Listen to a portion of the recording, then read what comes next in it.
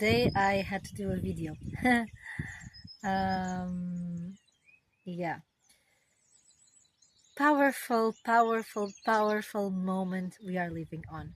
Okay, so I could not talk about this full moon in Libra that is now happening. Not because I'm a Libra, okay, could be, but not because I'm a Libra, but because how powerful it is and how powerful are the aspects and the conversations happening now between the planets. So where shall we start? Maybe let's start with the full moon. So full moon in Libra means that the ruler of this full moon is Venus, okay? So Venus moved into Taurus 2 days ago, and we know that Taurus marks the spring. So Taurus is the fixed sign that happens in the spring.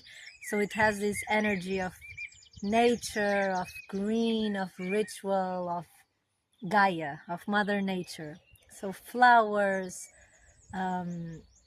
beautiful smells, beautiful ingredients, yummy quality food. That's all Taurus vibes. So think about wooden houses, all decorated with beautiful handmade wooden things, and then like silky dresses, like things that nurture all our senses, all Taurus. So amazing that we have a Venus in Taurus now, because it helps to calm, because we have still a lot of fire. So we know that the Sun is in Aries, Saturn is in Aries, Neptune is in Aries, a lot of planets are in Aries. So this Venus in Taurus comes with a more like soothing, calm feeling, helping us to connect a little bit more with the ritual, with the ritualistic part of ourselves, to be a little bit slower in our actions and in our movements, a little bit more gentle, and to also have a long-term vision. Taurus, it's also about worth. So Venus in Taurus relates, has a special relationship with worth. So this means that it's when we talk about self-worth, that's Venus in Taurus, okay? So when we talk about valuing yourself, that's Venus in Taurus. When we talk about abundance, that's Venus in Taurus. The relationship with abundance. On the shadow side of it, it can go a lot to materialistic, like I want to grab it, I want everything. Or even like people who do compulsive shopping, going into compulsive shopping is usually related to the shadow side of Taurus. So if you have those tendencies, check if you have strong Taurus in your chart, because both are there. But as everything, this is frequencies and we are spiraling up. So if you have these tendencies now, it doesn't mean that maybe in a few years you will be super connected to Earth and consuming in a different way, because that's what the healthy Taurus is. It uses everything it finds in the earth and makes it worthy. Okay, so you don't need to buy from outside. You already recycle and use every resource you find on the inside to transform it into something great. So yeah, a lot of say about Venus in Taurus, but this is not about Venus in Taurus itself. But Venus is a ruler of this full moon because it's in Libra and Venus is in Taurus, so this is important. Now, what is also important, many things, but another thing is that this Venus in Taurus is squaring Pluto in Aquarius. So when we talk about squares, we talk about tensions. It's a square means like actual square, and it's tense. It's a tense aspect. It's a square. So think about the concept of when we say someone is squared, it's like inside the box, literally inside the box. So when we have a square, we can be a little bit inside our boxes, and the intention is to break the box, to jump outside the box, or to draw windows and doors and leave the box, basically.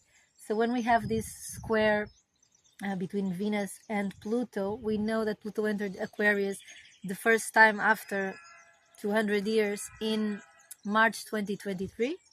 So think about things from March 2023. Like in my life, I am having a lot of people from that time coming back. So it's funny. And maybe you will too.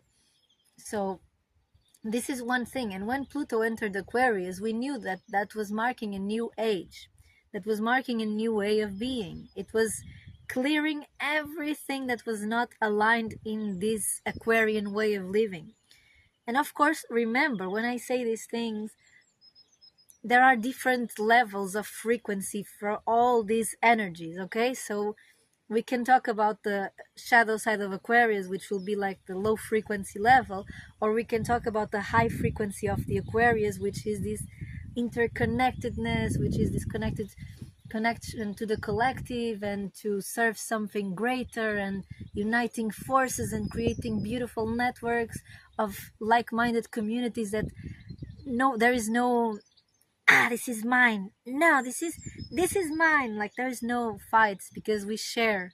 We already know how to share when we live in the high frequency of Aquarius. So think of the concept when a Venus in Taurus that I mentioned before, it has to deal with worth, and it has to deal with abundance itself. When Venus in Taurus meets Pluto in Aquarius, in a square, in a tension. So if we talk about shadow sides of both, we know that when we mention Venus in Taurus in a low frequency, it wants to grab everything. It wants to possess. It's possessive. And if we have the Pluto clearing out and purging out, like the shadow side of Aquarius, it doesn't share. It's like the shadow side of the Aquarius is a distorted Leo in the end, because they are part of the same coin. So it will be like, no, I want to hold it. I want to hold it. I want to be on stage. You don't deserve to be here. Get out. Like, I'm the one who knows. Da, da, da. All these things, it's the shadow sides of these meetings. So learning to let go, learning to release, learning to connect to something greater, knowing that you have your uniqueness and knowing your worth, not trying to be like anyone else, not going into comparison, not going into this, the others are better than me. No, we all have our uniqueness, and we all have something to share. So when we are aware of this, this will help us a lot, because in the end, this is about relationships somehow. We cannot have Libra and not talk about relationships. So Libra as a frequency comes with the intention of balancing. So it's the scales. In Aries, where the sun is now, we are called to start new things. We are called to try something new. We are called to know our individuality, be aware of our individuality. But in Libra, we learn to meet with the others. So we learn that we cannot do everything on our own, and that we also need the others, and that we can have amazing relationships. So it's about, in the end, about balancing.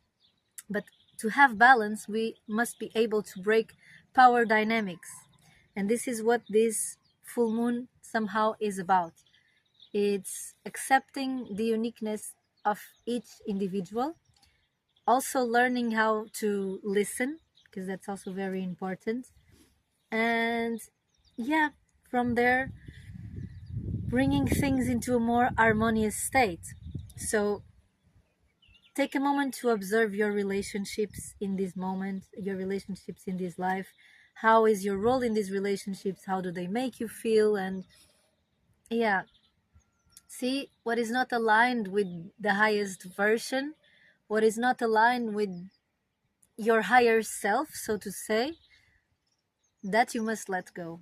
Because we are not here to continue more power dynamics. We are not here to continue to have more fights. No, Libra is also a sign of peace. So Aries, ruled by Mars, means war, but it doesn't mean war. That's just, again, the low frequency of the Aries side. Aries is a creative force. So being Aries, the creative force, and Libra, harmonious unification, unity force, when we create and unite, magic can happen.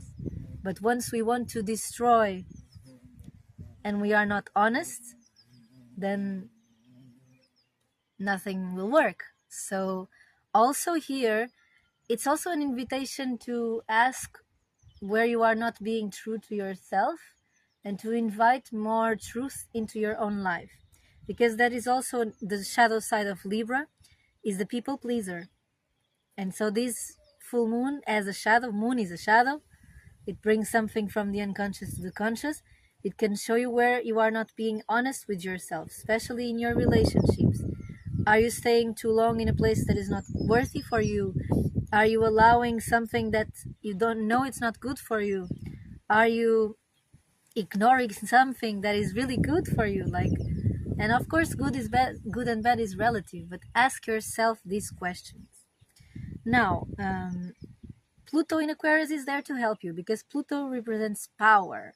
So it's purging everything that is not aligned with the higher self, with the collective somehow, with the evolution. But of course, evolution will mean something different on a human mental level than on a heart level. But we here are tuning into the heart frequency. So evolution means becoming, yeah, more in peace, more in peace with ourselves, more in peace with others. Evolution means learning to love ourselves and to love others, and also accepting our differences. So yeah, this is one thing to say about this full moon, but there are so many. But yeah, this is very big, and I guess this transmission is about that. Now, of course, just to say that we have cosmic helpers on this path. So there are some forces that are here to support us in this journey.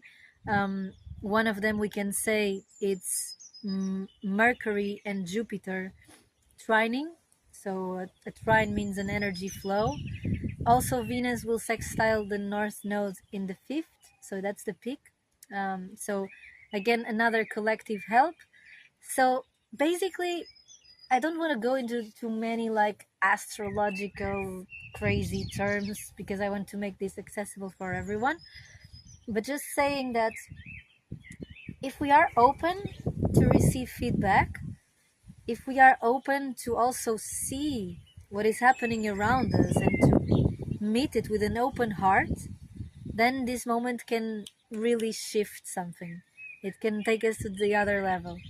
But we must be open, we must also connect with earth, learn to be in earth, learn to be in silence, connect a little bit with our more ritualistic side, pray, connect with the elements. That will also be a help. So a recommendation will be to sit next to a water body or in a beach or in a beautiful field, observe nature, and also observe all the relationships around you, because in the end it's always about relationships and everything is a relationship.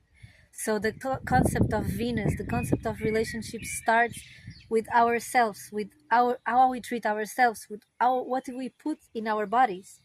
That's already a relationship, and then that transmutes into all the other relationships. So if you want to understand your relationships and if you want better, more aligned relationships, first ask and observe your relationship with yourself, because that's the primordial one. So that will already give you like, yeah, I get it. So that is one thing. And of course we can also talk about material stuff on this moment, because it's a topic, the concept of abundance, of material abundance, material security, of money making, let's call it as it is. Because yeah, abundance is everywhere and nature is infinitely abundant, and the Taurus in a high frequency know that. They don't waste. They see a piece of wood, this is going to be to build my next bench, or this is going to be for that. So this is abundance. But if we want to talk on a material side, it's still a lot about energetics and the feeling of safety, because Jupiter in Cancer is expanding this call for safety, for inner safety, for a safe and relaxed nervous system. What I wanted to say, it was about that, but there was something else, which is that in this day, actually today, we had some interesting movements between the moon to other main planets. So the moon in Libra, when we have a full moon, first it's an opposition between the moon and the sun, and in Libra, when the moon entered Libra, also met in an opposition both Saturn and Neptune that are in in Aries. So this is something we should not overlook. It's quick, so these aspects are quick, but as other aspects are already happening, and this Venus square Pluto, and we had a sextile also between Saturn and Pluto on the other day, so the movements are already happening. Also, the moon will trine so many aspects. The moon will also trine the Uranus in Taurus. So that in Taurus there is almost Gemini. So yeah, many other things to say about this, but basically, like, the collective cosmic helpers are there to support us. It's about pursuing our freedom. It's about living in more aligned, harmonious ways with ourselves and with others, honoring the relationship with ourselves that will mirror to others. So when we say, like, you love yourself, it's not for you to be like a selfish motherfucker. That's not what we mean. To honor the relationship with yourself and to love yourself is because by you loving yourself, and not in a narcissistic way, you are also, of course, loving everything around you, because there is no way to not. If you really respect this body that you have, you will respect also all the other bodies and all the other elements and all the other beings. So yeah, that's it. So connecting to this more ritualistic side and being open to receive the feedback from whatever is being shown to you right now. And if it's in the face of a test, if it's a struggle, know that it's not there to destroy you. It's there to help you. Like, I love this sentence and I will keep saying it. Your triggers are your best friends. So if someone is triggering you, watch what are they triggering you, and how you are also doing that in an area of your life, in a way, in a place. And then by having that awareness, know, okay, I can change this. So then you change that, and then everything starts to change around you. And that's how it happens. So if a trigger comes, amazing, allow it to come, observe it, learn from it, and then move to your next level, because this is your opportunity. So if this full moon brings you triggers, allow them to be your best guides and your best friends. If it brings you glimmers, enjoy the glimmers, like, bask in the beauty of nature, connect with this ritualistic side, pray. So that for sure will open new doors and new realities and, yeah, new lives. So this is it for today.